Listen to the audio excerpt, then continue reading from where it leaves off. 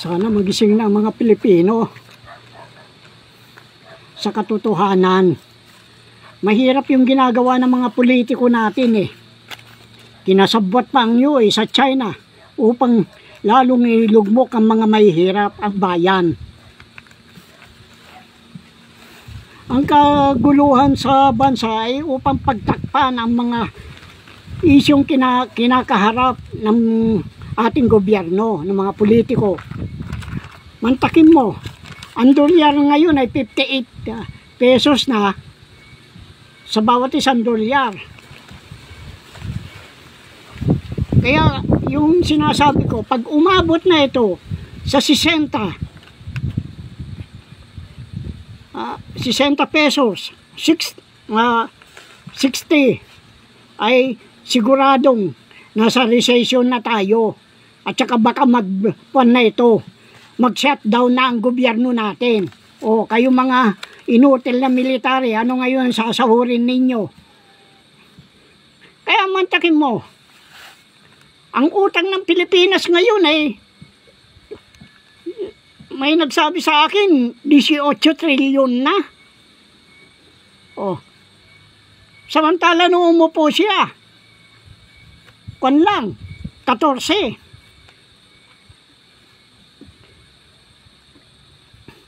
Yung 2 taon, 2 trilyon, 4 na trilyon ang ikinuan, ang tinaas. Kaya nga panayan labas niya para mangutang eh. Eh kaso, wala namang gusto magpautang sa kanya. Dahil nga dyan sa kwan. Dahil nga dyan sa hindi siya pwedeng pagkatiwalaan dahil hindi naman sa kanya yung mga pera na yan. Eh yung mga Goldman Sachs, hindi rin ayaw din nilabas sa kanya dahil hawak din siya ng Committee of 300. Kaya ang imbes na pasulong ang bansa, paurong. Kaya walang papupuntahan itong kwan na ito, itong ekonomiya natin. Yung pagbobomba ng China, yung ginamit nila water cannon sa Coast Guard, ay isang senaryo lang yan. Palabas lang yan eh. Kaya huwag ninyo pagpapaniwalaan yung mga yan. Kaya yung pagsasalita ni Sara na binabati si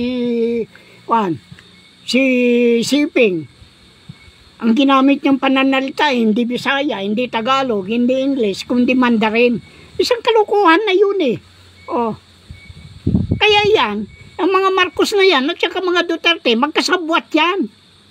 O tignan mo, hindi niya kayang kunin si Duterte sa ICC. Kaya huwag kayong basta-basta maniniwala diyan. Ganun din si Lisa. Inimbitahan siya doon sa doon sa Binondo ng mga Tsekwa. Kasi yung mga na yan, gusto nila maging Pilipino, yung mga retired na PLA. Eh mga na yan eh, mga espya yan eh. Katulad ng mga nandoon sa Cagayan. Oh. Bakit ang dami na nila dito? Eh, bakit? Gaano ba kuha ng standard ang pagtuturo dito? Bakit hindi sila sa Amerika? Hindi sila sa England? Hindi sila sa Europe? Oh. Kasi dito mag-i-spy ng mga yan. Kaya yung pogo-pogo na yan, ay isang kwan lang yan. Isang paraan ng pag-i-spy yan. Gaya nung naging mayor ng Bamban Tarlac. Oh, wala pa, 1 taon lang ang pagitan, kumandidato na. Aba, kalukuhan yun. Pagkatapos sasabihin niyang Pilipino, ay bakit eh? Kaya sabi ko kasi ang Congress natin, mga ningas, kugun lang yan. Wala naman nangyayari sa investigasyon na yan eh. At anong ginagawa ni Browner? Oh, isang banta sa seguridad ng bansa yan. Kaya walang kibuyan, natapalan ng pera yan, at saka yung kwan na yan, yung mga maharlikang general yan, nakakiling sa China, at saka sa Amerika. Dahil ang gusto nila, yung mga kayamanan na yan, sa kanila uli. Oh, hawak ng kwan yan eh. yung mga military natin, private army ng Committee of 300. Ano ba yung Committee of 300? Ay yan ay kwan yan. Yan, ang nasa kwan yan, ang pinapayungan ng Committee of 300, yung Alpha Omega World Marshall Program. Oh, walang development yun ha. Yan ang kwan nila. Kaya yung mga pinagpapaniwala mo yung mga military na yan. Kaya nga sabi ko doon sa mga non-commission, kung gusto ninyong manatili sa posisyon na yan, mag-awol kayo, iwanan ninyo. Eh kung ayaw nyo, di pasensya kayo. Hindi kayo kukunin, pati pamilya nyo. Oh, pati pamilya nyo, kadamay. Hindi mabibiyayaan. Tandaan ninyo yan. Pasensyahan. Dahil yung mga PNP na yan, ay lahat yan madidikomisyon. Kayo, kung hindi kayo sumunod, madidikomisyon din kayo. O bakit ayaw ninyo akong tirahin? Ayaw ninyo akong hulihin?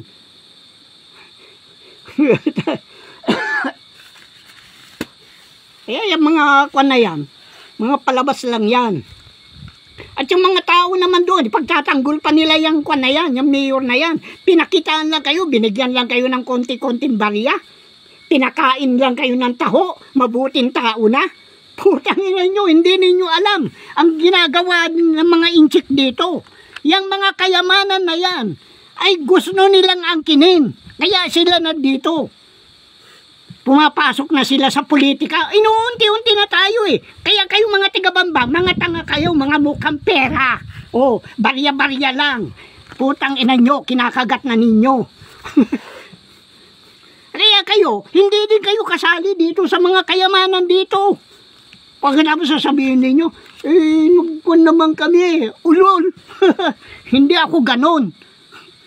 Kung sino mga traidor dito sa bayan, lahat yan ay hindi mabibigyan ng biyaya.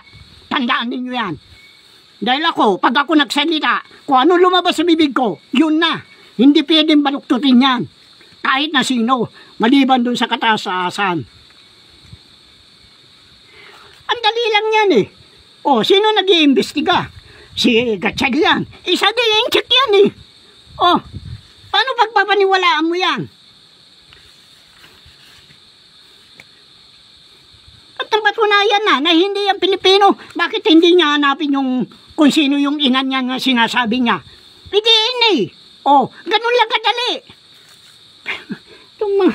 Kung ano-ano pang pasikot-sikot na kwan. Kaya mga kumilik na yan, under yan ng kwan. Under yan ng Maharlikan General. Eh yung mga kumandidato dyan sa Bamba, mga natapalan ng pera yan. Kaya walang kibo. Putang ina nyo, mga mukhang pera kayo. Mga tigabamban. Kaya yung bamban, ano bang tawag doon sa kwan? Bamban, yung panali na kawayan, itatali mong ganon. Kaya kayo, nabigkis na kayo dyan, ng mga inchik, mga putang ina nyo. Ganyan din ang sinasabi ko noon. Bakit yung kung nakalipas na yon, yung drug test, ay yung drugs, na kaso, hindi naman confidential yan. Bakit hinahadlangan ng mga putang ng mga magnanakaw na politiko? O ikaw, Binjinggoy. O ikaw, Jesus Cudero. At maraming troll yan. Pati troll, makakasuhan yan. Bilang traidor, obstruction of justice. Ang ginagawa ninyo. Wala kayong kundi pera. Mga putang ina nyo. Kaya ako kayo minumura. Atakin mo. Wala man lang nagre-reklamo. May mga katibayan ako na hindi yan ang kumandidato. Ngayon, hinahamon ko. Bakit hindi i-DNA ninyo yan? Hindi yan yung tunay na asawa ni Lisa. Si Lisa, hawak ng Maharlikan General. Luko-luko ba naman niya? Papayag ba yung pamilya niya na sisirain ang kanilang kwan? Hindi ganon. Ang nagko-control dyan ay itong mga Maharlikan General. Di ba? marami kayong kwan, pinatatago ninyo yung pera ninyo doon sa kay kwan, kay Kim Jong-un. Kaya sasabihin ko kay Kim, ano magagawa ninyo dyan? Kung dumating ang panahon na babaguhin ang pera, ano pa ang silbi ng mga pera nyo? Hindi hindi papalitan yung mga pera ninyo, mga ninakaw nyo. Tandaan ninyo yan. Putang ina nyo, kala nyo, wala kayo nito, kulang kayo nito. Sabihin ko sa inyo, kulang kayo nito. Wala kayong kakongkwan. Wala kayong kautak-utak. Pagkatapos sasabihin ni Siping yung yunyuwa ng kwan, ay nagkumukontra na nga yung China, ay yung India.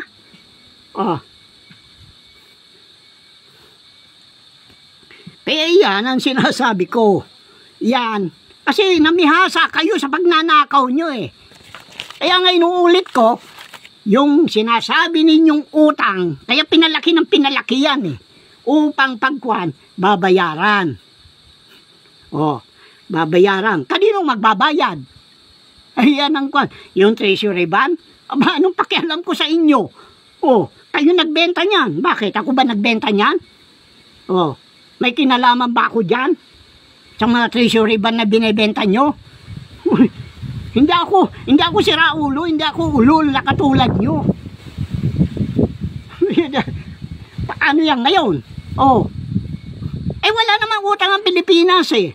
Kaya na sabi ko nga, yan, kung yan ay nasa kwan tayo, dollar reserve, ngayon, darating na naman yung kwan, darating na naman yung pondo. Kailangan madagdagan yan, madadagdagan taon-taon. Kaya hindi dapat maghirap ang Pilipino. Pero kayo, anong ginagawa nyo? Pagkatapos ng taon na yan, hindi yung dollar na yung kukunin dahil may papasok na naman ng panibago. Yan ang talagang paraan nyo ng pagnanakaw eh. Gaya ng DSWD yan, pinababayaan lang ninyo. Paano? Kada taon, may dumarating na pundo. Pero yung calamity fund na yan, sa DSWD yan, dapat dagdagan ng pagdating ng balance yan, susunod na taon, merong budget na naman yan ng panibago. Dapat yan, kung ano yung natira, idadagdag doon. Hindi, yung mga mayor, mga governor, puro magnanakaw yan. Pag hindi nagastos yun, kukunin. Pagkatapos, darating yung pondo. Di panibagong pondo na naman. Sa halip na ba, hindi nila kunin para madagdagan na madagdagan yan. Ay hindi. Kukunin lang nila. Kaya pagdating ng mga talagang kalamidad, wala silang may pamigay. Ayan. Alam na ninyo. Kaya mga DSWD dyan, ma-audit din kayo. Huwag nyo sabihin na hindi kayo a-auditin. Kaya ngayon pala pag-isipan na ninyo kung paano kayo lumigtas. Kaya yung pagkuhan ni Lisa doon sa Binondo na kwan,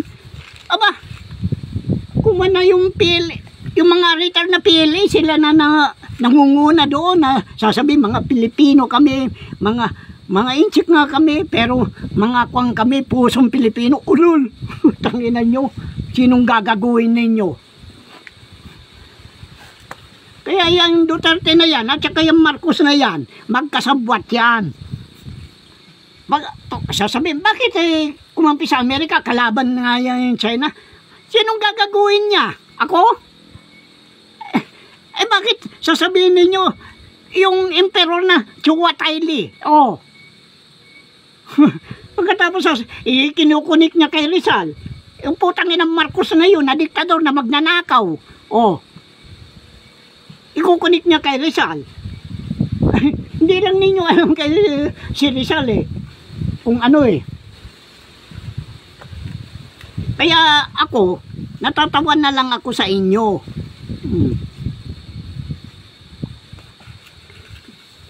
Mantakin mo. Nandito na lahat ang mga incheck. Dahil hirap na sila doon. Kaya nangyayari dyan, unti-unti na tayong sinasakop. Dito sa Luzon, unti-unti na tayong sinasakop ng China. Kung wari lang yung mga kuwan yan, EDCA site. Putang ina niyan. Yan sinasabi ko sa inyo, kahit anong gawin ninyo, hindi ko bubuksan ng kayamanan. Kala siguro itong mga Committee of 300 na ito kaya nila akong paikutin Kung ano-anong paikot na ginagawa nila. Kesyo inaalok kung ano-ano. Nakapangalan lang sa akin yan, hindi ko pag-aari yan. Yan ang sinasabi ko.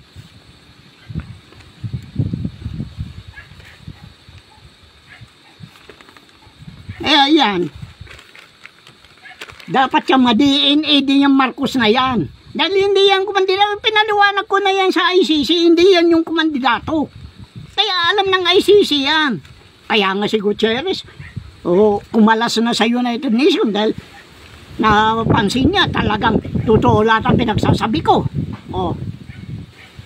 Kaya nga yung ICJ, kinuwan din niya yung mga dokumento ni Marcos, ginawang declassified dahil alam niya hindi totoo yung mga pinagsasabi ni Marcos.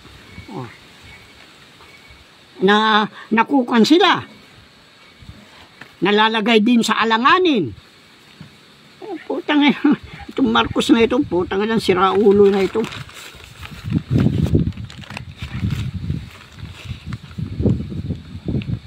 Kaya lang, itong mga senador na ito, wala naman, hinggas kugon lang yan. Wala naman, ano ba nangyayari sa mga pinaggagawa nila?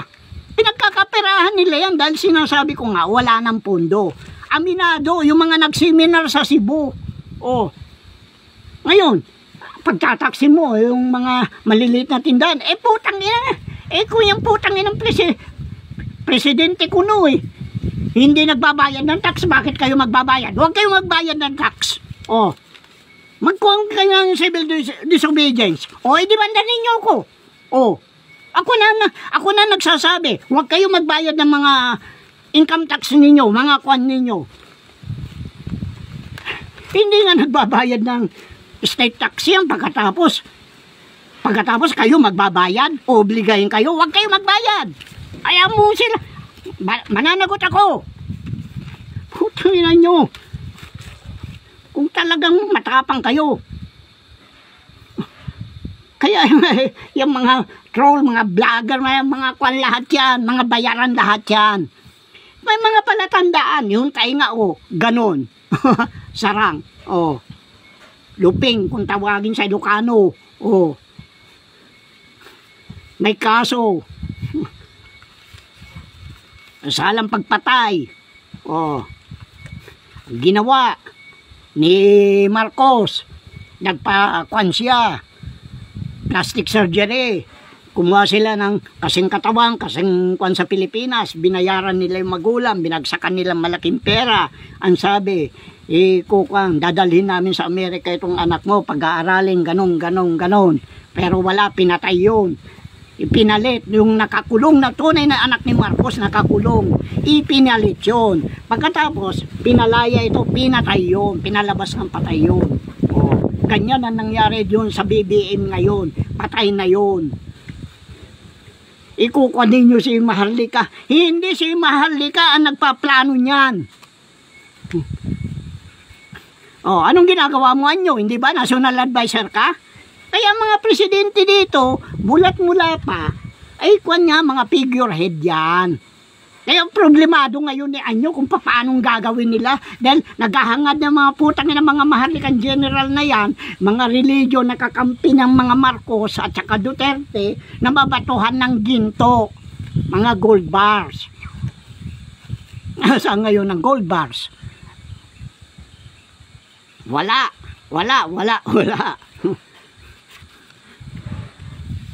Kaya nga, bakit nananahimik si Bongbong? Isipin ninyo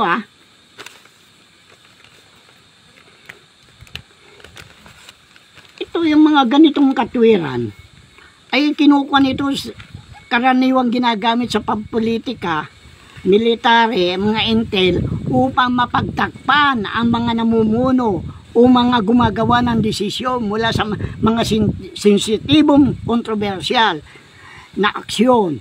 Gayunpaman, karaniwan nakikita ito sa gobyerno. Oh. Kaya yung pananahimik ni Bongbong na yan, hindi makagawa ng sarili niyang desisyon. Anong desisyon ang gagawin niya? Oh, hawak siya ng Committee of 300, hawak siya ng New World Order, hawak siya ng mga maharlikang general, hawak siya ni Anyo na National Security Advisor. Maski na anong gusto ng presidente, pag sinabi ng National Security Advisor, hindi yan. Etong gawin mo, walang magagawa ang presidente. Ganyan ang nangyari kay Pinoy. Na-blackmail nila si Pinoy.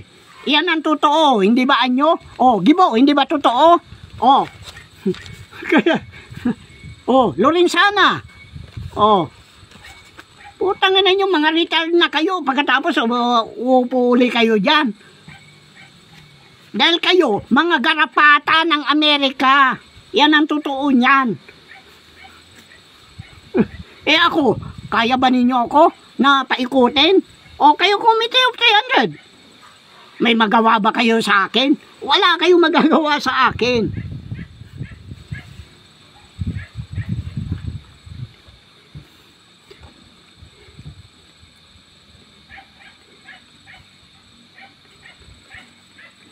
Kaya yung ginagawa nila ngayon, piniposisyon nila ang sarili nila, yung kanilang sarili, upang makaiwas sa kompormiso, maging ito legal o tama. Oh. Kaya napakahirap niyan. Oh. May tawag doon eh. Yun ang gagawin kong title. Oh. Plausible. Deniability. Pagkatapos yung plausible, deniability. Yan ang magiging title ko. Oh.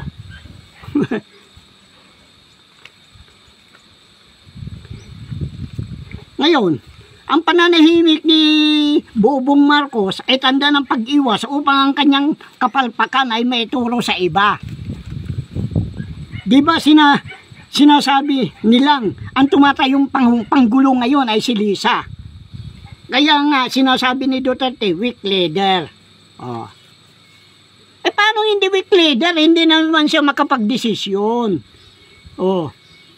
At kahit na magdesisyon siya, anong gagawin niya? Kaya nga, natataranta na sila. Yung mga maharlikang general, yung mga mga politiko, mga senado, mga Kaya sila sumasadib na sa mga sindikato. Oh. Noon pa yan, sumasanib na sila sa mga sindikato. Dahil unang-una, noong 2018, wala na talagang pundong dumarating. Huwag niyo sabihin na hindi totoo ang sinasabi ko. Oh. Kaya nga nagkaleche-leche ang ekonomiya ng buong mundo. Oh, sino ba naman ako? Oh, paniwalaan, namumulot lang ng basura. Oh, yung damit, pangkaraniwan lang. Pero nakawala ako, pinabayaan ninyo ko. Oh, di pa, ano yan ngayon? Yan sinabi. Kaya inuna ko yun sa labas ng bansa upang wala kayong mahingian ng tulong. Kaya yung kung kakampi, sabi ko nga, kung kakampi sa akin si Kim Jong-un, pamigay ko na lahat yung mga pera na yan sa kanya wag lang mapunta sa China Paano yan ngayon? Patay na si Marcos, kaya hindi na siya ginagalang ng Committee of 300.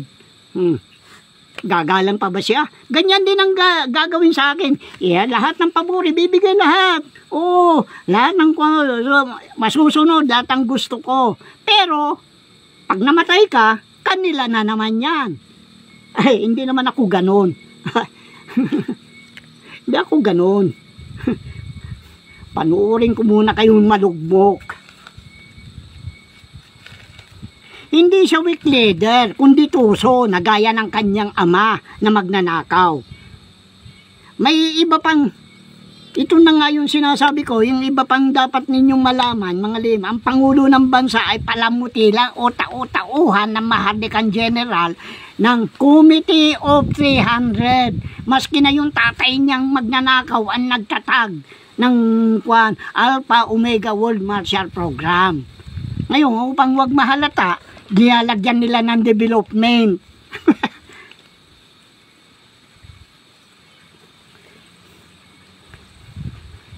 Sino naman ang nagdidikta kay Anyo? Oh, yan ang kwan yan. Ang nagdidikta sa kay Anyo, ito yung Committee of 300. Kaya, putang ina Anyo na ito. Akala niya siguro hindi ko alam ang mga lihim nila. Gaya na sabi ko, si Lene, magtagal doon. Binibriefing yan. Eh kaso, alam ko naman yung style nila yung ganon. Oh. Kung wari naman ito si Gibo, kung wari kwan lang ng foreign affairs secretary, kahit kwan, pagkatapos kung anong briefing sa kanya, sasabihin niya kay Anyo. Pero yan, may mga red line yan. Mayroon sila mga balihim na usapan dyan. Hindi ba Lorenzana?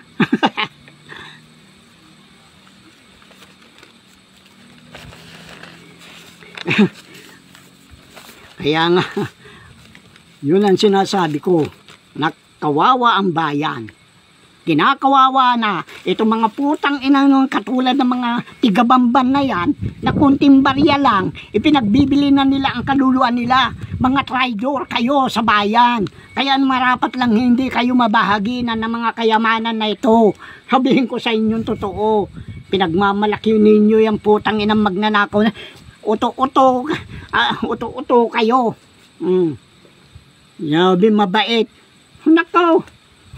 Di lang ninyo alam kung ano ugali ng mga inchik. Dahil lahat yan, pwede kayong ibenta. Okay. Matatawa kayo sa mga pinaggagawa ko noon para malaman ko lang ang mga lihim eh. Oh. Noon. Kwento ko lang ito. Marami natatawa dito sa kwento kong ito eh. Dahil noon nag-aaral ako, palibasa kapos-kapos na ako noon sa kwan. Sabi sa akin nung isang kaklase ko, sama ka sa akin. Anong gagawin natin, kako? Punta tayo doon sa pulinarya ng Inchik. Ha? Anong gagawin natin doon? Wala. Basta sumunod ka lang. Eh palibasa mga mabisi yung mga barkada ko noon. Eh ako naman nakikikuan lang sa kanila. Nakikibagay lang pero hindi ako sumasama sa kanilang kwan. Di sinubukan kong sumama minsan. Aba, sabi no. Doon ko nakita na yung maski na bata ang nakalagay sa kahon, sa kabaong,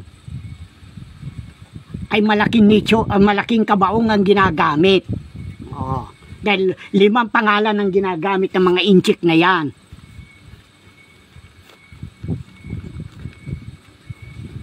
Anong ginawa namin? O di kung wala, iyak-iyak kami doon. Eh ako'y natatawa. Sinisiko ako nung kasama. Huwag kang tumawa. Kung wala, iyak-iyak lang tayo. O di sige. Ako.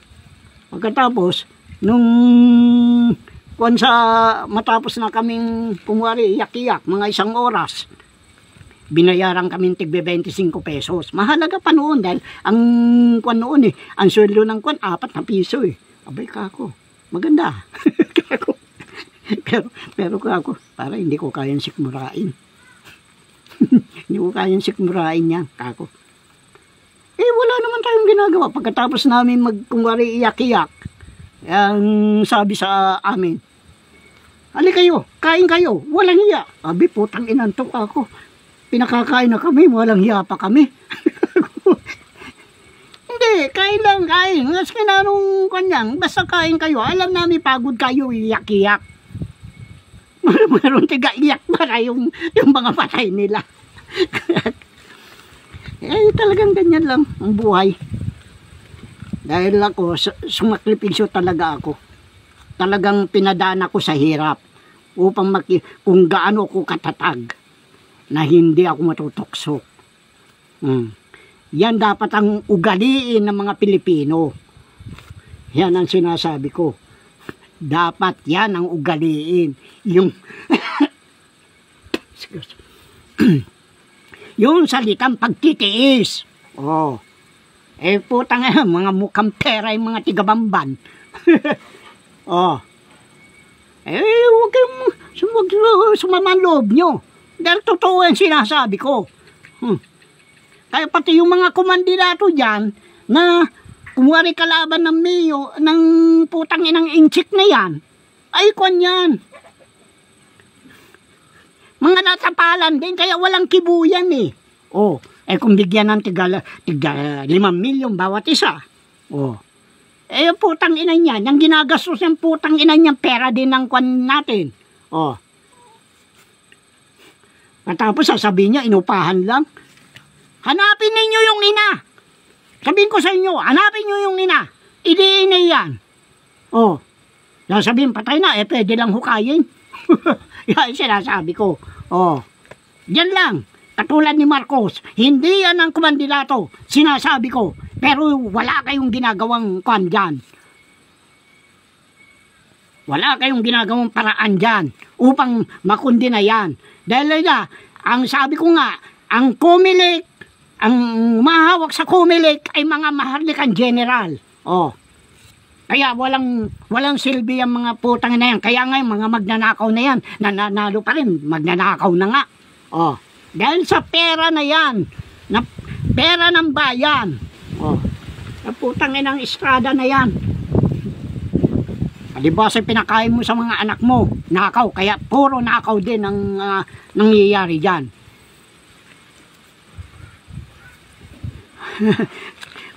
Kaya matatawa kayo. Yung putang inang bayan na ito, wala.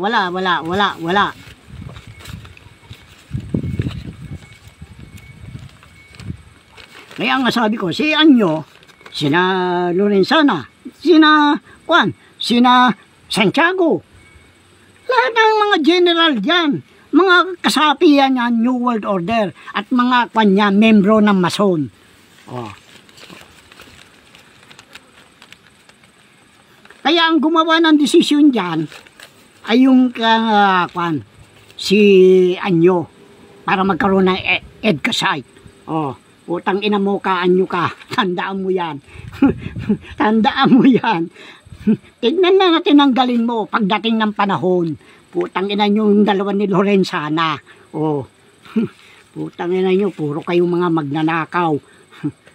Tignan ko lang yung mga pera ninyo yan. Kung mapapakinabangan ninyo. Walang papalitan na pera. Basta yan. Magsisimula uli. Walang papalitan na pera. Ng mga dollar, kung ano man perang peso, wala. Hindi ko rin babayaran yung mga treasury ban na yan, na mga kwan na yan, na kinuha ng mga ni Jukno. Wala akong babayaran yan. Bakit ako bang nakialam ba ako dyan? Hindi ako nakialam. Wala akong pakialam dyan. Tandaan ninyo yan. Yan ang mangyayari. O, sige na. Baka kwan na naman, putulin na naman nila.